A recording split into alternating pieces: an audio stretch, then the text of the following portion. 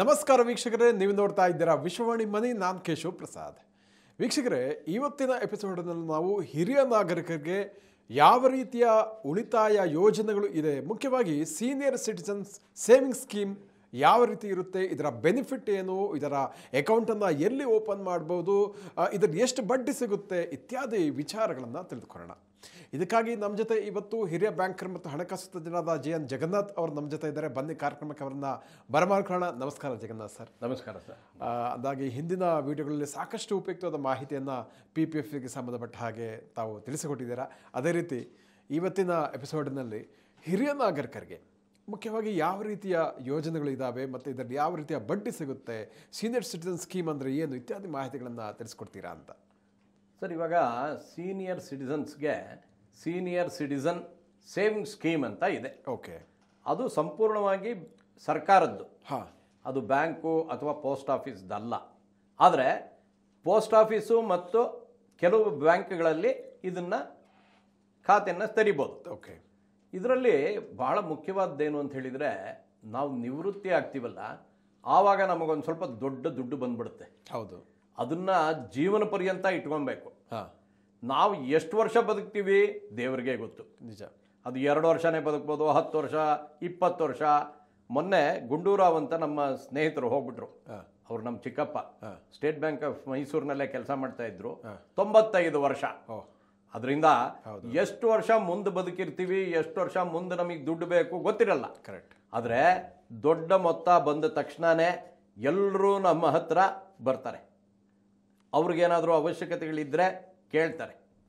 ಯಾರೇ ಬಂಧುಗಳಾಗಲಿ ಸ್ನೇಹಿತರಾಗಲಿ ನಮಗೆ ಮುಂದೆ ಜೀವನ ಪರ್ಯಂತ ಬೇಕಾಗೋ ದುಡ್ಡನ್ನು ಅವರು ಇಸ್ಕೊಂಡ್ಬಿಟ್ರೆ ಯಾವುದೇ ಕಾರಣಕ್ಕಾಗಲಿ ಆಮೇಲೆ ನಮ್ಮ ಗತಿ ಏನು ನಾವು ಯೋಚನೆ ಮಾಡಬೇಕು. ಕರೆಕ್ಟ್. ಹೆಚ್ಚು ದುಡ್ಡಿದೆಯಾ, ಬೇರೆ ಬೇರೆ ಥರ ವಿತರಣೆ ಮಾಡೋಣ. ಕಮ್ಮಿ ದುಡ್ಡಿದೆಯಾ, ಯಾವ ರೀತಿ ಉಳಿಸ್ಕೊಬೇಕು ಅಂತ ಯೋಚನೆ ಮಾಡೋಣ.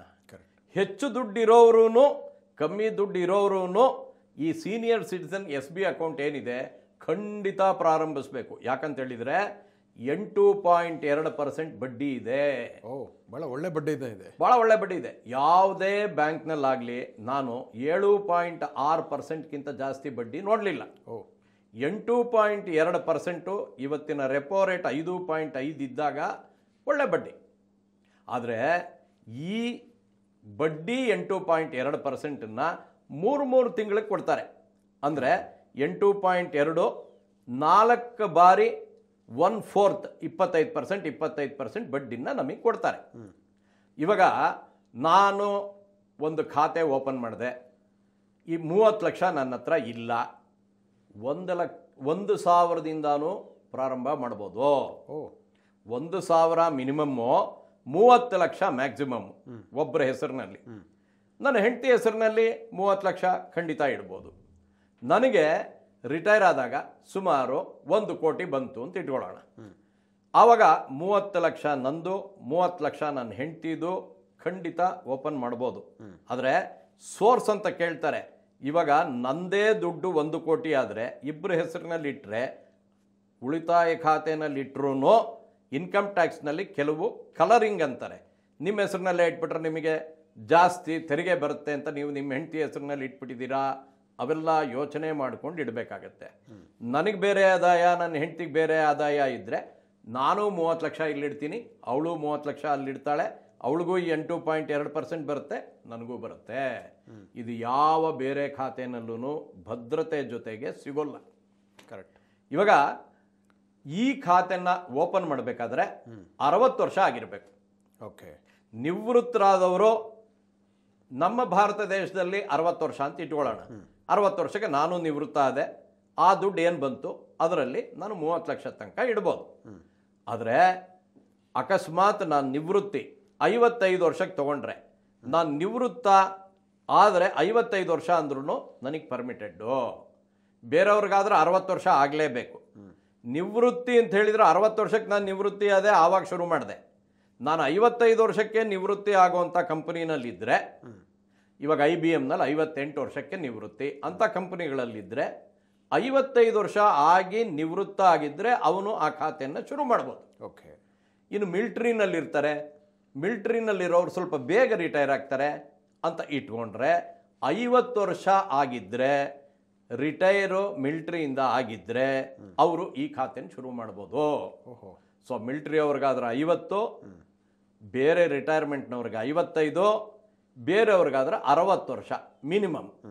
ಆ ವಯಸ್ಸಾಗದೆ ಸೀನಿಯರ್ ಸಿಟಿಸನ್ SB ಅಕೌಂಟನ್ನು ನಾವು ಓಪನ್ ಮಾಡೋಕ್ಕಾಗಲ್ಲ. ಆಮೇಲೆ ಈ ಖಾತೆ 5 ವರ್ಷದ ಖಾತೆ.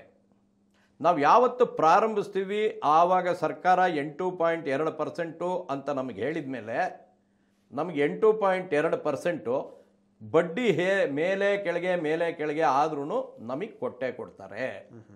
ಆದರೆ 3 ತಿಂಗಳಿಗೊಂದ್ಸಲ ಅವರು ಈ ಸ್ಕೀಮ್ನಲ್ಲಿ ಹೊಸದಾಗಿ ಶುರು ಮಾಡಿದವ್ರಿಗೆ ಎಷ್ಟು ಬಡ್ಡಿ ಅಂತ ನಿರ್ಣಯಿಸ್ತಾರೆ. ತುಂಬ ದಿನದಿಂದ 8.2 ಇದೆ, ಅಷ್ಟು ಪ್ರತಿ 3 ತಿಂಗಳಿಗೂ ಬದಲಾಯಿಸಲ್ಲ. ಆದರೆ ಪ್ರತಿ 3 ತಿಂಗಳಿಗೂ ಮೇಲೂ ಮಾಡ್ಬೋದು, ಕೆಳಗೂ ಮಾಡ್ಬೋದು. ಹೊಸ ಖಾತೆಗೆ ಮಾತ್ರ, ಹಳೆ ಖಾತೆಗಿಲ್ಲ. ಓಕೆ, ಇದು ಅಲ್ಲಿ ರೂಲು. ಆಮೇಲೆ ಇದು ಮಧ್ಯದಲ್ಲಿ ಕ್ಲೋಸ್ ಮಾಡ್ಬೋದಾ? ಕ್ಲೋಸ್ ಮಾಡಬಾರ್ದು ಇದನ್ನು. ಅದಕ್ಕೋಸ್ಕರ ತುಂಬ ದ್ರವ್ಯತೆ ಇದೆ ಅಂತ ಹೇಳೋಕ್ಕಾಗಲ್ಲ. ಇದು ನಿಶ್ಚಿತ ಕಾಲಾವಧಿ ಠೇವಣಿ, ಅದರಿಂದ 5 ವರ್ಷ ಇಡಬೇಕು. ಇಲ್ಲಪ್ಪ ಬೇಕೇ ಬೇಕು ನನಗೆ, 1 ವರ್ಷ ಆಗಿಬಿಟ್ಟಿದೆ ನಾನಿಟ್ಟು, ಏನೋ ಆರೋಗ್ಯ ತೊಂದರೆ ಇದೆ ಬೇಕು, ಆವಾಗ ವಾಪಸ್ ತೊಗೊಬೋದು 1 ವರ್ಷ ಆದಮೇಲೆ. ಆದರೆ 1.5% ಬಡ್ಡಿ ಕಡಿತ ಆಗುತ್ತೆ. ಇವಾಗ 7.1%, 8.2% ಇದ್ದಾಗ ನಮಗೆ ಸಿಗೋದು -1.5%. 6.7% ಮಾತ್ರ ನಮಗೆ ಬಡ್ಡಿ ಸಿಗುತ್ತೆ. ಮೊದಲನೇ ದಿನದಿಂದ ಇಲ್ಲಿ ತನಕ ಎಷ್ಟು ದಿನ ನಡೆದಿದೆಯೋ ಅಷ್ಟಕ್ಕೆ 6.7% ಮಾತ್ರ ಸಿಗುತ್ತೆ, ನಮಗೆ ಜಾಸ್ತಿ ಸಿಗೋಲ್ಲ. ಇದು ಒಂದು ರೂಲ್. ಓಕೆ, ಈ ಖಾತೆನಲ್ಲಿ ನಾಮಿನೇಷನ್ ಉಂಟು. ಆಮೇಲೆ ಅಕಸ್ಮಾತ್ ತೊಂದರೆ ಆಯಿತು, ಮಧ್ಯ ವಿಡ್ರಾ ಮಾಡಿ ಬಡ್ಡಿ ಕಮ್ಮಿ ಆದ್ರೂ ವಿಡ್ರಾ ಮಾಡೋ ಅವಶ್ಯಕತೆ ಉಂಟು. ಆಮೇಲೆ ನಾನು ಪೂರ್ತಿ 30 ಲಕ್ಷ ಒಂದೇ ಖಾತೆ ಶುರು ಮಾಡಬೇಕಾಗಿಲ್ಲ. ನಾನು 10 ಲಕ್ಷದ 3 ಖಾತೆ ಶುರು ಮಾಡ್ತೀನಿ. ತೊಂದರೆ ಆಗೋಯ್ತು 10 ಲಕ್ಷ ಕ್ಲೋಸ್ ಮಾಡ್ತೀನಿ, ಇನ್ನು 20 ಲಕ್ಷ ಮುಂದುವರಿಯುತ್ತೆ, ತೊಂದರೆ ಇಲ್ಲ.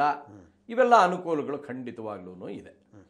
ಇವಾಗ ಯಾರಾದ್ರೂ ಸೇಫ್ಟಿ, ಲಿಕ್ವಿಡಿಟಿ, ಪ್ರಾಫಿಟಬಿಲಿಟಿ, ಭದ್ರತೆ, ದ್ರವ್ಯತೆ, ಲಾಭ 3 ನೋಡಿದರೆ ಭದ್ರತೆ ಸಂಪೂರ್ಣವಾಗಿದೆ. ಯಾಕಂತ ಹೇಳಿದರೆ ಸರ್ಕಾರದ್ದು ಶುರು ಮಾಡೋದು ಉಳಿತಾಯ ಖಾತೆಯನ್ನು ನಾವು ಪೋಸ್ಟ್ ಆಫೀಸ್ನಲ್ಲಿ ಮಾಡಲಿ, ಬ್ಯಾಂಕ್ನಲ್ಲಿ ಮಾಡಲಿ, ದುಡ್ಡು ಮಾತ್ರ ಸರ್ಕಾರಕ್ಕೆ ಹೋಗೋದು. ಎರಡನೇದು, ಇದರಲ್ಲಿ ಬಡ್ಡಿ ಅತ್ಯಂತ ಹೆಚ್ಚಿಂದು 8.2%. ಮೂರನೇದು ದ್ರವ್ಯತೆ ಅಷ್ಟೊಂದಿಲ್ಲ. ಸೊ ನಮಗೆ ಬಂದ ದುಡ್ಡಿನಲ್ಲಿ ನಾವು ಒಂದು ಸ್ವಲ್ಪ ನಮ್ಮ ಉಳಿತಾಯ ಖಾತೆಯಲ್ಲಿ ಇಟ್ಕೊಬೇಕು. ಉಳಿತಾಯ ಖಾತೆಯಲ್ಲಿ ಬಡ್ಡಿ ಕಮ್ಮಿ, ಆದರೆ 5 ಲಕ್ಷದಕ್ಕಿಂತ ಜಾಸ್ತಿ ಇಟ್ಟರೆ ಕೆಲವು ಬ್ಯಾಂಕ್ಗಳಲ್ಲಿ ಬಡ್ಡಿ 7% ತನಕನೂ ಇದೆ. ಅದೆಲ್ಲ ನಾವು ಮಾರ್ಕೆಟ್ನಲ್ಲಿ ತಿಳ್ಕೊಂಡಿರಬೇಕು. ನಾವು SB ಅಕೌಂಟ್ನಲ್ಲೇ ಜಾಸ್ತಿ ಇಡ್ತೀವಿ, ಯಾರಿಗೋ ಆರೋಗ್ಯ ಸರಿ ಇಲ್ಲ, ತಕ್ಷಣಕ್ಕೆ ಬೇಕಾಗಬಹುದು ಅಂತೇನಾದರೂ 5 ಲಕ್ಷ 10 ಲಕ್ಷ ಇಡೋವಂಥ ಜನ ಇದ್ದರೆ ಅಂಥ ಬ್ಯಾಂಕ್ಗಳಲ್ಲಿ ಇಡಬೇಕು. ಅಲ್ಲಿ SB ಅಕೌಂಟ್ಗೆ 5 ಲಕ್ಷದ ಮೇಲಿಟ್ಟರೆ ಬಡ್ಡಿ ಜಾಸ್ತಿ. ಆದರೆ ಮೊದಲು 5 ಲಕ್ಷಕ್ಕೆ ಬಡ್ಡಿ ಜಾಸ್ತಿ ಇರೋಲ್ಲ.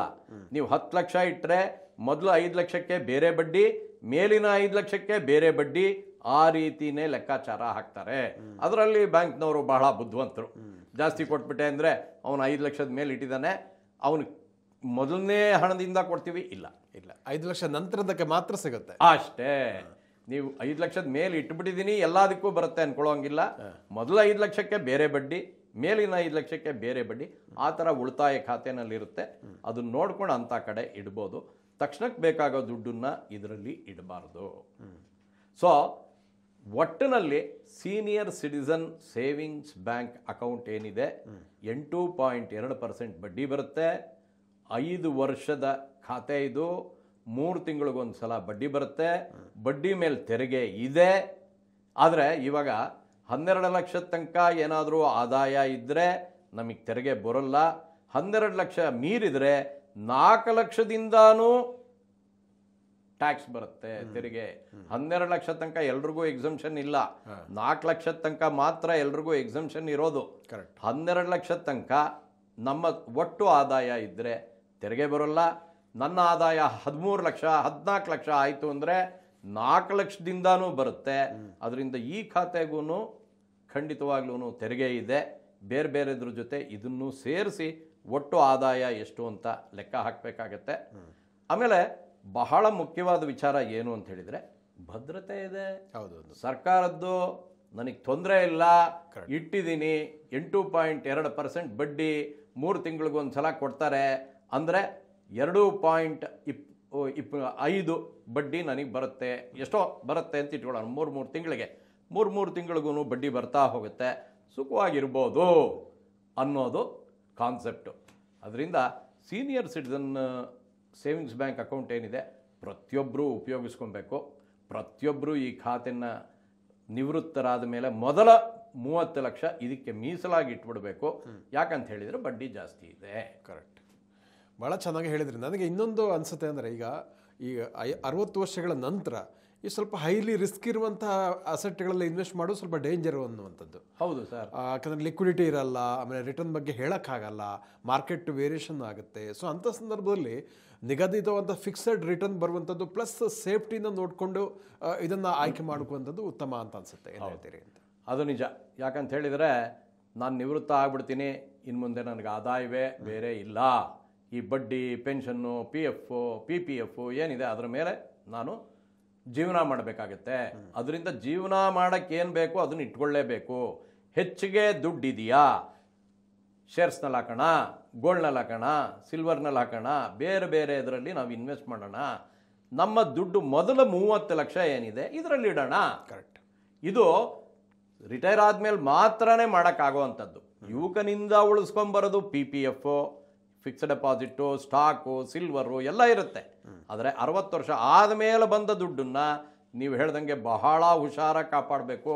ಇಲ್ಲದೆ ಹೋದರೆ ನಾವು ಬೇರೆಯವ್ರ ಮೇಲೆ ಅವಲಂಬಿಸ್ಬಿಡ್ತೀವಿ, ಅದು ಭಾಳ ಕಷ್ಟ ಆಗುತ್ತೆ. ನಾವು ಜೀವನದಲ್ಲಿ ಬೇರೆಯವ್ರ ಮೇಲೆ ಅವಲಂಬಿಸಬಾರ್ದು, ನಮ್ಮದನ್ನು ನಾವು ನೋಡ್ಕೊಬೇಕು. ಹಾಸಿಗೆ ಇದ್ದಷ್ಟು ಕಾಲು ಚಾಚು, ಖರ್ಚನ್ನು ಕಮ್ಮಿ ಮಾಡ್ಕೊಳ್ಳೋಣ, ಆದಾಯ ಹೆಚ್ಚಿಗೆ ಮಾಡ್ಕೊಳ್ಳೋಣ. ಭಾಳ ಕಷ್ಟ ಇದೆ ಜೀವನ. ಅದನ್ನು ನೋಡಿಕೊಂಡು ನಾವು ಯಾವಾಗಲೂ ಫೈನಾನ್ಷಿಯಲ್ ಪ್ಲಾನಿಂಗ್ ಮಾಡಬೇಕು. ನಮ್ಮ ವೀಕ್ಷಕರಿಗೆ ಇಷ್ಟು ಹೊತ್ತು ಸೀನಿಯರ್ ಸಿಟಿಸನ್ ಸ್ಕೀಮ್ ಬಗ್ಗೆ ಬಹಳ ಉಪಯುಕ್ತವಾದ ಮಾಹಿತಿಯನ್ನು ತಿಳಿಸಿಕೊಟ್ಟಿದ್ದೀರಿ. ಒಂದು ಸಂಪೂರ್ಣ ಸುರಕ್ಷಿತವಾದಂತಹ ಹೂಡಿಕೆ ಮತ್ತು ಯಾವುದೇ ರಿಸ್ಕ್ ಇಲ್ಲದೆ ಇರುವಂತಹ ಒಂದು ಹೂಡಿಕೆ. ಆದ್ದರಿಂದ ಪ್ರತಿಯೊಬ್ಬ ಹಿರಿಯ ನಾಗರಿಕರು ಕೂಡ ತಮ್ಮ ರಿಟೈರ್ಮೆಂಟ್ ಆದ ಮೇಲೆ ಏನು ಮಾಡಬೇಕು ಸಿಗುವಂಥ ಹಣವನ್ನು ಅನ್ನೋದಕ್ಕೆ ಇದು ಬಹಳ ಬೆಸ್ಟ್ ಪ್ರಾಡಕ್ಟ್ ಅಂತ ಅನಿಸುತ್ತೆ ಅಂತ ಹೇಳ್ಬೋದು ಅಂತ ಈ ಸಂದರ್ಭ ನಾವು ಅಂದ್ಕೋಬೋದು. ಇಷ್ಟೊತ್ತು ಈ ಥರ ಮಾಹಿತಿಯನ್ನು ಕೊಟ್ಟಿದ್ದಕ್ಕಾಗಿ ತಮಗೆ ಧನ್ಯವಾದಗಳು. ಧನ್ಯವಾದಗಳು ವೀಕ್ಷಕರೇ. ಇಂತಹ ಮತ್ತಷ್ಟು ಉಪಯುಕ್ತ ವಿಡಿಯೋಗಳಿಗೆ ವಿಶ್ವವಾಣಿ ಮನಿ ಯೂಟ್ಯೂಬ್ ಚಾನಲನ್ನು ವೀಕ್ಷಿಸಿ, ಸಬ್ಸ್ಕ್ರೈಬ್ ಮಾಡಿ ಮತ್ತು ನಿಮ್ಮೆಲ್ಲ ಸ್ನೇಹಿತರಿಗೂ ಬಂಧುಗಳಿಗೂ ಈ ವಿಡಿಯೋವನ್ನು ಶೇರ್ ಮಾಡಿ ಅಂತ ಕೇಳ್ಕೊಳ್ತಾ ಇದ್ದೀನಿ. ವಂದನೆಗಳು.